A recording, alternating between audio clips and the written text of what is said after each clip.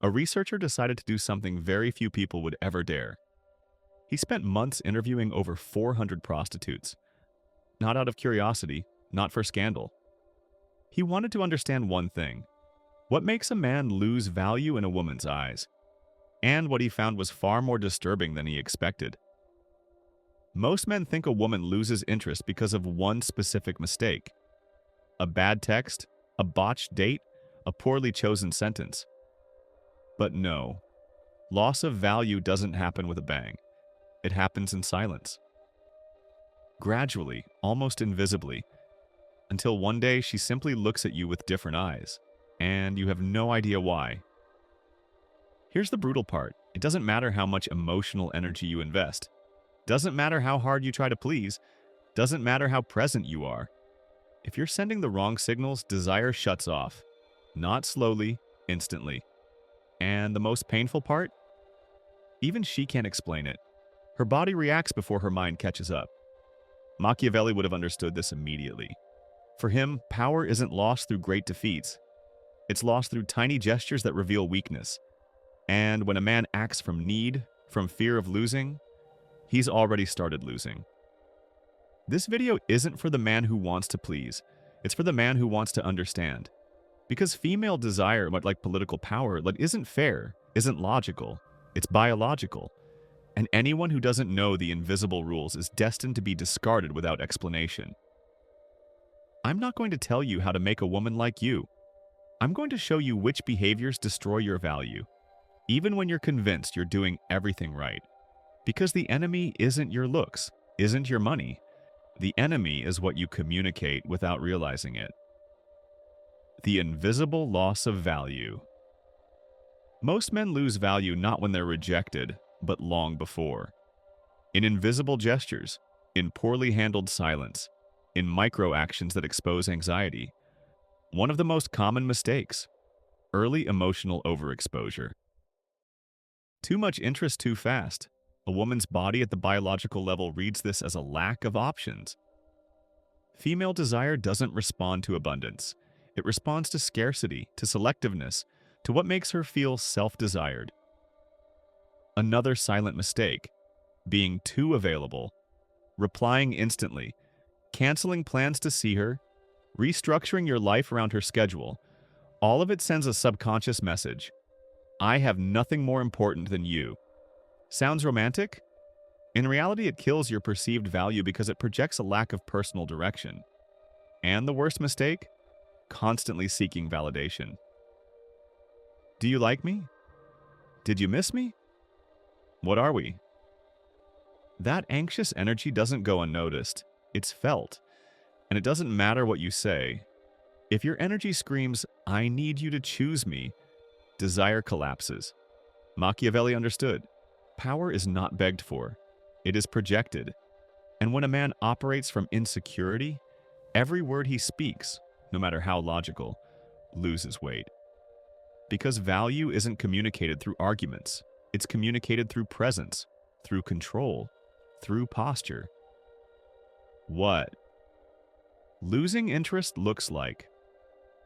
Loss of value doesn't always show up as direct rejection. Sometimes she simply starts ignoring you, laughs less, takes longer to reply. Small shifts you can't interpret but that destabilize you. And then you make another fatal mistake. You try to compensate. More messages, more effort, more attention. But every desperate gesture only confirms one thing: you're scrambling to recover an interest that's already evaporating. She's not testing your patience. She's reacting to your energy. And if your reaction is anxiety, neediness, drama, you only reinforce what her body already decided. Here's the key point. Female desire is not democratic. You can't negotiate to keep it. Can't argue your way into it. You can only understand what activates it and what kills it. What activates it? Perceived power, centered energy, emotional independence. What kills it? Neediness, anxiety, dependency, lack of inner structure. This isn't about pretending to be a bad boy. It's about projecting real internal control. The study. What 400 interviews revealed for several months. a social psychologist conducted one of the most uncomfortable and revealing studies ever recorded. He observed the dynamics of over 400 sex workers interacting with their clients. Not to judge, to understand how female desire shifts based on the energy of the man in front of them. Because even in a transactional environment, desire, attraction, and value perception still operate. Here's what he found. The women charged the same, offered the same service, but they didn't respond the same way to every man. With some, they felt more engaged, more attracted, more connected. Why? If the service was identical, what made certain men desirable even in a paid setting? The answer is brutal. The invisible language of power.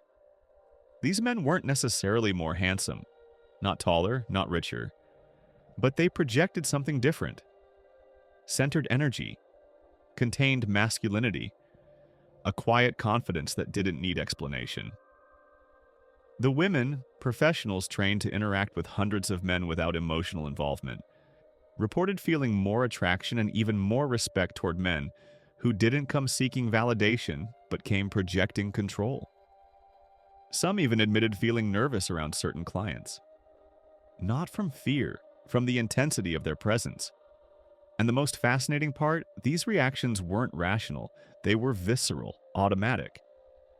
When the recorded sessions were analyzed, a clear pattern emerged. Men didn't lose value because of what they said, but because of what they communicated without speaking. Nervous movements, collapsed posture, people-pleasing behavior, insecure jokes. One detail froze the researchers. Some workers admitted that while they faked interest with everyone, they only genuinely felt it with certain men. And those men weren't the most attractive, the richest, or the most talkative. They were the most centered. What did they have in common? They didn't seek approval, didn't display anxiety, maintained eye contact without trying to dominate, moved slowly, calmly, without rush, behaved as if their presence alone was already enough. Machiavelli would have said, "He who controls perception controls the interaction." These men weren't begging. They were positioned. Their value wasn't sold. It was felt. And here's the thing, many of them didn't even know it. They weren't performing. They were simply that way. They'd built a strong internal structure, a core that didn't need validation to exist. The study also revealed something disturbing. The men who tried hardest to please generated the least desire. The more effort they put into being nice, talkative, complimentary, the less impact they had. One testimony said everything. There are clients who treat me like a queen, but I struggle to stay interested. And there are others who barely speak, but they make me feel observed, emotionally naked, as if they can read me. That's not coincidence, that's biology responding to signals. And here's what matters. If this works on women professionally trained to detach from desire, imagine what happens in real relationships. The Machiavelli principle. Machiavelli didn't write about dating, didn't write about attraction. He wrote about rulers, power, control. But when you apply his principles to desire, they become a weapon. Because Machiavelli understood what most men still don't. Power is not what you have. Power is what you project. In The Prince, he wrote, "It is better to be feared than loved if you cannot be both." This isn't about cruelty, it's about inner structure. About being perceived as someone who doesn't collapse under pressure. And in the female mind, that translates directly into desire. A woman may love the man she admires, but she only desires the man she respects. And respect isn't born from compliments, not from excessive softness. It's born from contained energy, from self-control, from the conviction of a man who walks through the world without asking permission to exist. A woman reacts to how you react to the world. If she sees you're easily shaken, that her words and actions control your emotional state, that your stability depends on her approval, it doesn't matter how you look. You lose value. Ask yourself, why does Machiavelli's lens fit female desire so precisely? Because attraction isn't a surface emotion. It's an evolutionary response to internal leadership. A woman doesn't logically search for a strong man. Her biology detects it in milliseconds. She feels it in your posture, your voice, your rhythm. And that feeling isn't manufactured with rehearsed lines. It's built through perceived value. The hidden language of the body. Before you say your first word, you've already been evaluated. Not by what you think, not by what you plan to say, but by something older, more brutal, more honest. Your nonverbal language. A woman's body, like yours, has evolved for thousands of years to interpret signals. It doesn't need logic, doesn't need explanation. It only needs to observe, and in milliseconds it decides.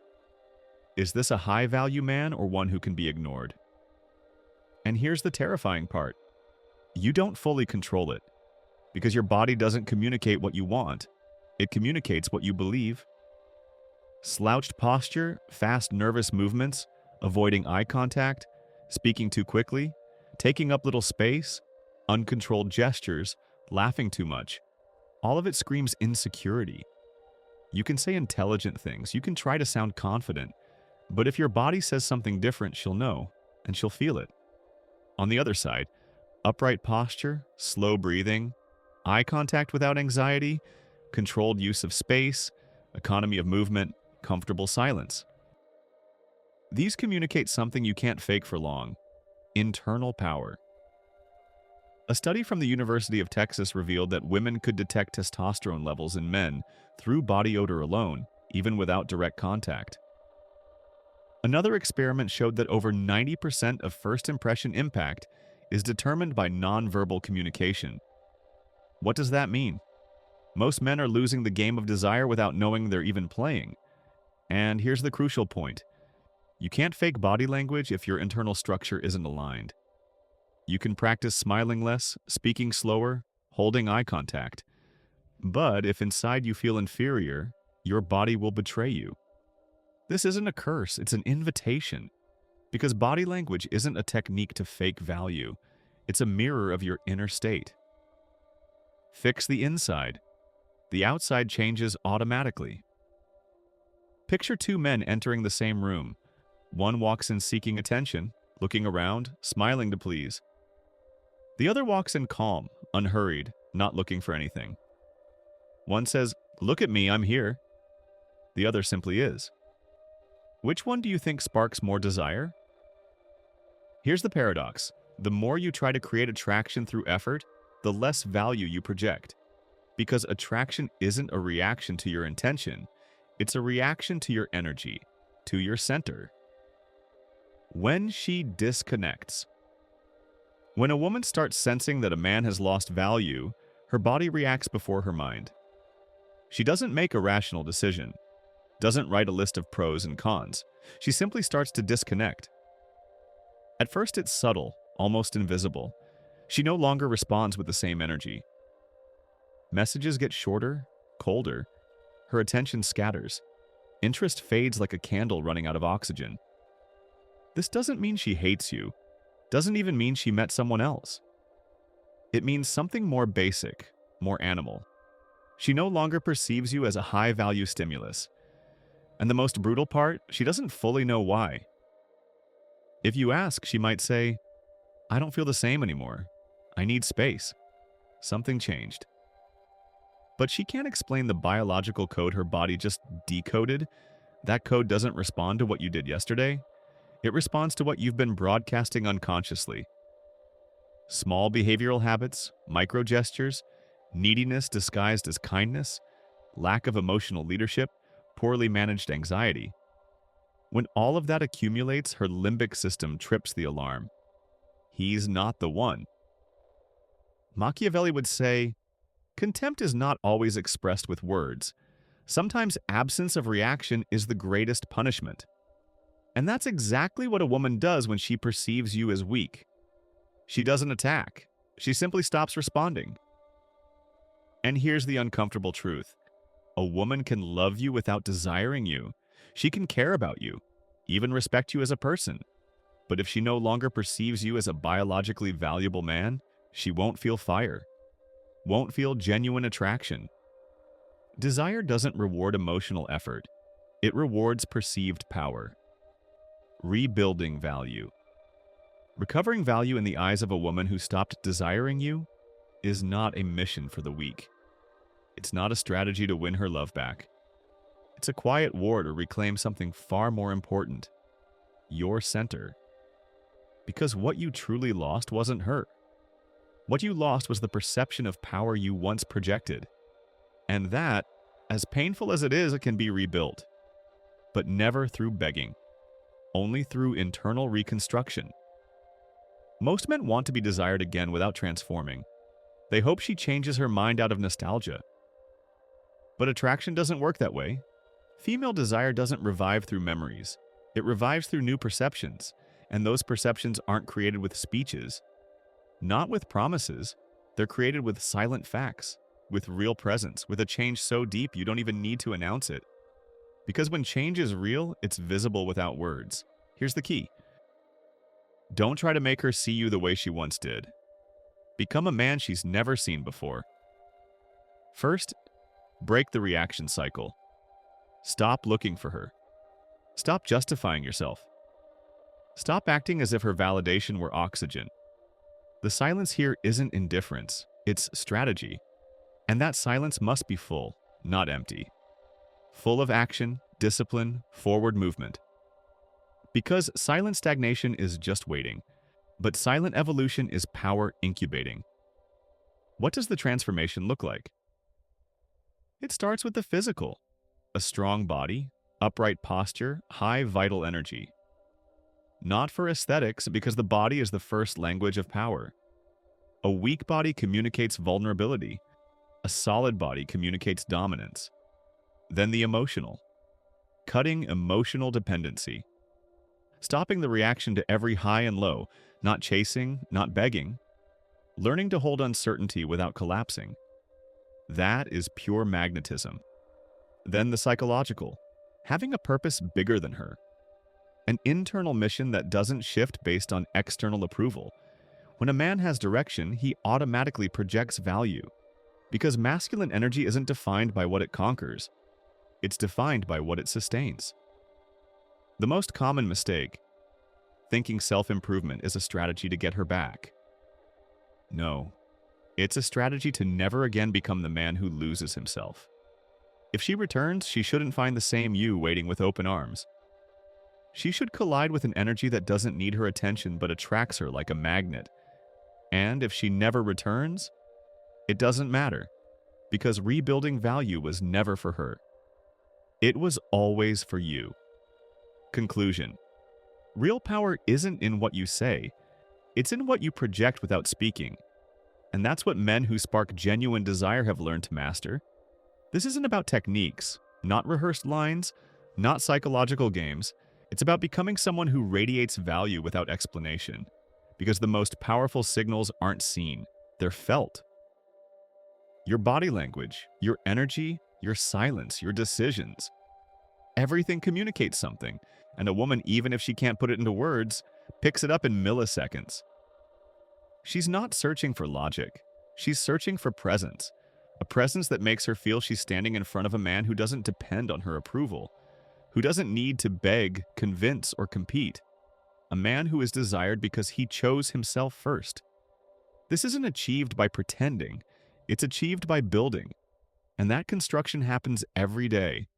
In what you do when nobody's watching, in how you talk to yourself, in how you face rejection, in how you hold your center even when everything shakes. Desire isn't born from perfection.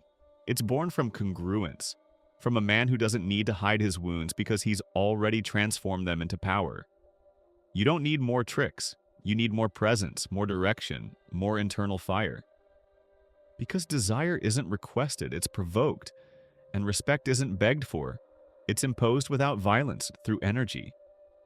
Remember, what you emit without speaking determines whether you're desired or ignored. You don't have to be perfect. You just have to be impossible to ignore.